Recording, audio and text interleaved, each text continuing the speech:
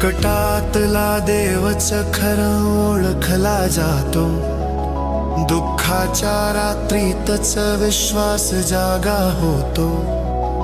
जग सोडून जात नाती हरवतात, तेव्हाच स्वामी समर्थ पाठीशी उभा राहतो. सुखात देव आठवत नाही, वेळ जातो हसण्यात, दुःख आलं की नाव येत ओठावर श्वासात. गरज पडली तेव्हाच कळत कोण आपलं कोण परका, संकटात उभा राहतो तोच स्वामी खरा सखा. सुखात देव आठवत